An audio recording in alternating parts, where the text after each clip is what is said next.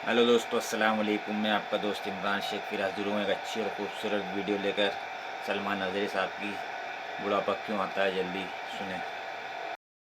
अरे 20 साल 22 साल की उम्र में सफेद बाल और ये बूढ़े लगने लग गए। इनकी जिंदगियां 30 साल को जाते जाते रिटायर्ड हो गई। घरों के हालात खराब हो गए। कितने ऐसे हैं।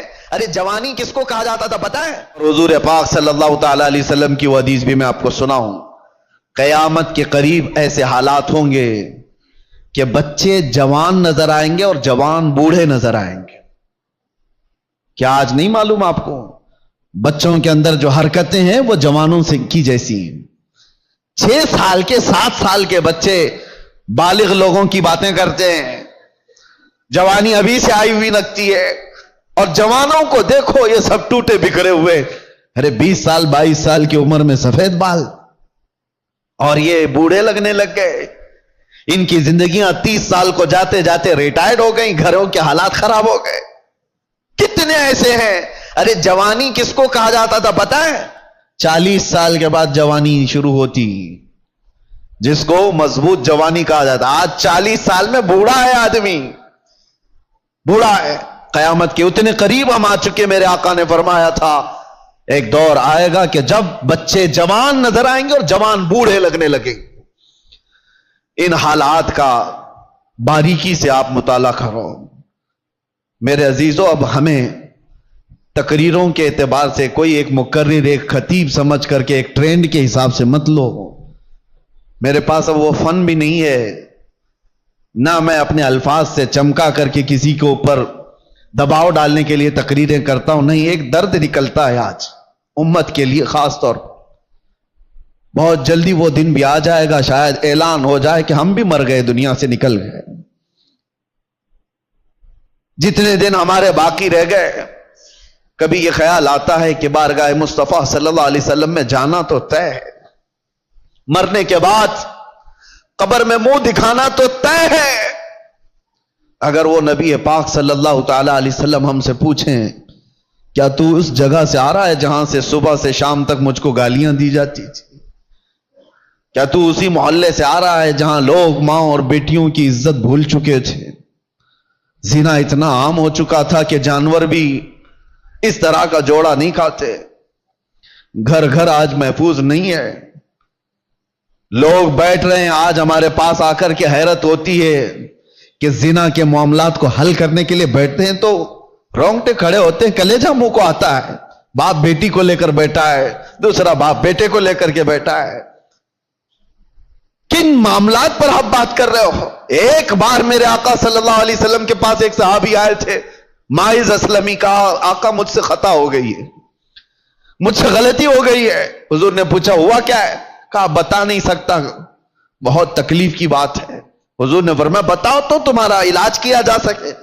उन्होंने कहा जिना हो गया है, मुझसे जिना हुआ। हुजूर ने अपना चेहरा फेर लिया, चेहरा सुर्ख था मेरे आका का, लाल हो गया। कहा जाओ तुम। वो सहाबी धाड़े मार करके रोने लग गए। तुझसे जो मुंह छुपाऊं तो करूं किसके सामने? मैं जाऊं तो फिर कहां जाऊं? नबी पाक सल्लल्लाहु ताला अलैहि वसल्लम ने उनको खड़ा करके पूछा होश में कह रहे हो? उन्होंने कहा हाँ मैं होश में कह रहा हूं, हो गई मुझसे खता। हुजूर ने फरमाया क्या तुझे पता है इस्लाम में सजा क्या है इसकी? पत्थरों से मारकर हिलाक कर दिया जाएगा। उन्होंने कहा हाँ या रसूल अल्लाह पता है मुझे। फिर भी कह रहे हो? कहा हाँ, उस आखिरत की सजा से तो बेहतर है कि आप मुझे दुनिया में पाक करें। 3 मर्तबा पूछने के बाद भी जब उन्होंने कहा कि हाँ मुझसे खता हो गई, तो हुजूर ने सहाबा से कहा जाओ ये इकबाली मुजरिम इन्हें ले जाओ जबल अनम, एक पहाड़ी मदीने में। वहां पर सहाबा लेकर के गए, ऊपर से उनको पत्थरों की बारिश की गई, वो कत्ल हो गए, उनका इंतकाल हो गया। ये इस्लाम में जिना पर सबसे बड़ी सजा दी गई। वो सहाबी थे, खता हुई तो नबी पाक सल्लल्लाहु ताला अलैहि वसल्लम ने दुनिया में पाक करने का तरीका यह बताया। और यहां पर हालात ऐसे आ गए कि लोग इसको इतने हल्के में ले लिए। फिर मुझे वो हदीस याद आती है, हुजूर ने फरमाया था قیامت کے قریب زنا اتنا عام ہو جائے گا کہ انسان ایسے جوڑا کھائیں گے جیسے گدھے اور کتے راستوں پر جوڑا کھاتے ہیں. ان کے درمیان یہ سب کامن سی چیز ہو گئی، نارمل بن گیا ہے. لوگ بیٹھ کر کے حل کر رہے ہیں، ہمیں تو رونگٹے کھڑے ہوتے ہیں. کن چیزوں کی یہ باتیں لے کر بیٹھے ہیں بیٹے اور بیٹیوں کی کہ یہ اس طرح کی حرکتیں کرتے تھے.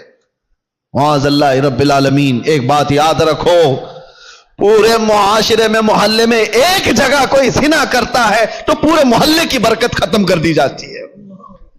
ناسور ہے وہ کینسر کی طرح. کینسر کی پھوڑی جس طرح پورے جسم میں زہر پیدا کرتی ہے، ایک بے حیائی اور بدکاری والا نوجوان پورے معاشرے کے اندر وہ ناسور بن کر زہر پھیلاتا ہے. تمہاری بیٹیوں تک بھی وہ حرکتیں آئیں گی، تمہارے بیٹے بھی محفوظ نہیں رہیں گے. اس لیے ذمہ داریوں کا احساس سارے لوگ مل کر کے کریں، ایک آدمی نہیں. یہ بیچارہ خطیب کب تک یہاں سے پکارے گا؟ ایک کوئی مبلغ کب تک اصلاح کرے گا؟ ہر ایک کی ذمہ داری ہے.